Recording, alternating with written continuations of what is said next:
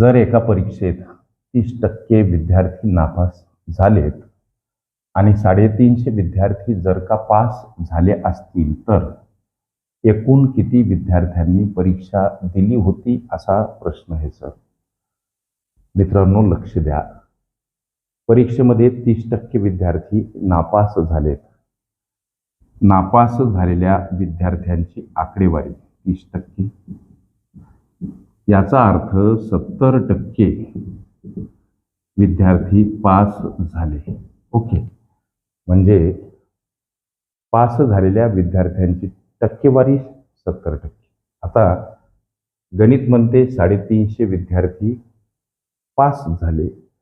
याचा अर्थ 350 विद्यार्थी जे पास झाले ते म्हणजे हे 70% विद्यार्थी पास झाले.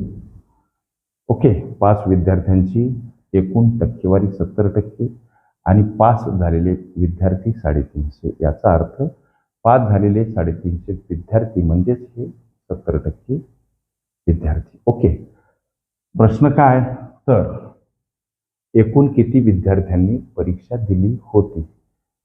उदाहरणार्थ X विद्यार्थ्यांनी परीक्षा दिली होती. आता इथं अशी कोणती संख्या आहे, उदाहरणार्थ अशी ती एकूण विद्यार्थ्यासाठी आपण X हे चलपद वापरलं. इथं प्रश्न करायचा अशी कोणती संख्या आहे जिचे 70% म्हणजे 350 होतात.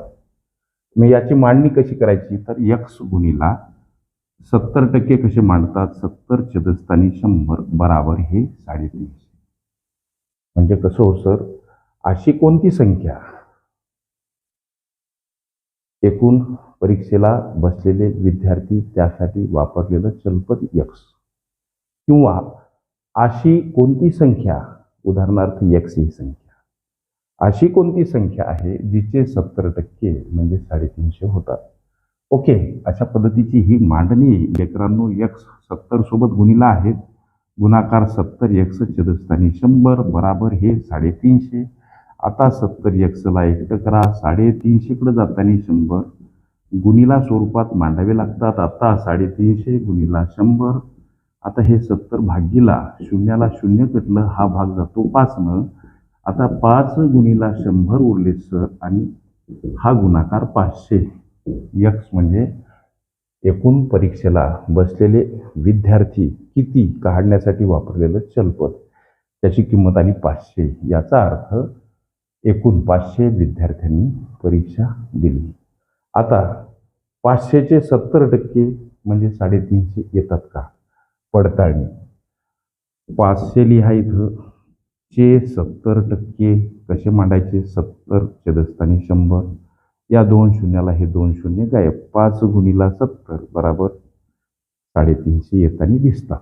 ओके, प्रस्तुत प्रश्नाचं उत्तर 500 पर्याय क्रमांक ए मध्ये दर्शवलेलं आहे. ओके.